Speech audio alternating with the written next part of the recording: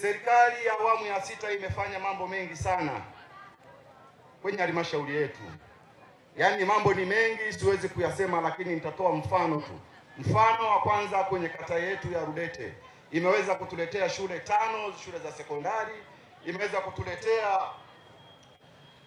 shule za msingi 11 mpaka sasa kwenye kata yetu, lakini bado tuna hospitali ya wilaya 1 na zahanati 2. Hiyo ni serikali ya awamu ya sita ya Daktari Samia Suluhu Hassani. Samia oye! Hii nimekupitisha tu nikisema ni mengi sana CCM iliyofanya, lakini mgeni rasmi, nipenda tu kuwashukuru hao wananchi kwa kuweza kunipa ridhaa, hao wana CCM kwa kuweza kunipa ridhaa kupata udiwani.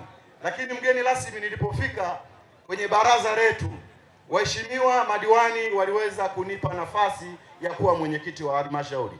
Madiwani oye!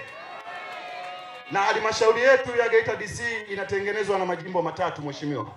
Tuna jimbo la Geita vijijini, na tuna jimbo la Katoro, na tuna jimbo la Busanda. System inayosimamia mpaka leo hii ni imani ya Chama cha Mapinduzi, na katika imani hizo mojawapo ni kuamini ya kwamba binadamu wote ni sawa, na ndilo jambo ambalo Chama cha Mapinduzi nalisimamia mpaka leo.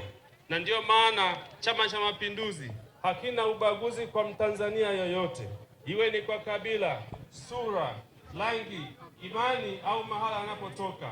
Watanzania wote ni sawa. Ndiyo maana mpaka leo hii inateua viongozi bila kubagua mtu yoyote, mahala alipotoka, rangi yake na kila aina ya tofauti alionayo. CCM oye! Maana kusema ni kwamba niombe ndugu wa Tanzania, ndugu wana Rudete, tuendelee kukiamini Chama cha Mapinduzi. Ndio chama pekee kilichojipambanua kuleta maendeleo kwa wananchi wake na kutatua kero zao. Baada ya kusema hayo, naomba kushukuru sana. CCM oye! Na tulishinda kata zote, kata 121 kati ya 122.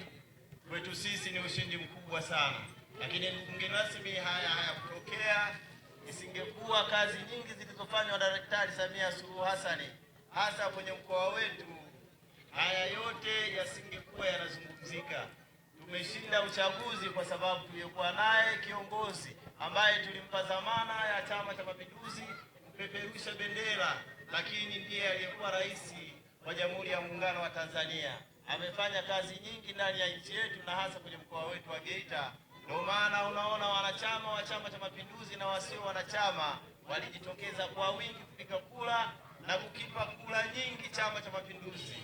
Na mwisho ni kuhakikishie mgeni rasmi, chama chetu kiko imara na tumejipanga kuisimamia serikali kwa ajili ya kutekeleza ilani ya Chama cha Mapinduzi ya mwaka 2025-2030.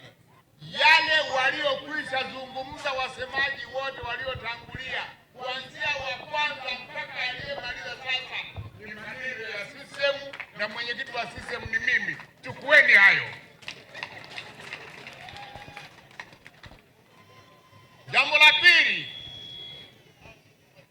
niwashukuru sana kwa kukichagua Chama cha Mapinduzi kwenye uchaguzi mkuu uliofanyika mwaka jana tarehe 29 Oktoba.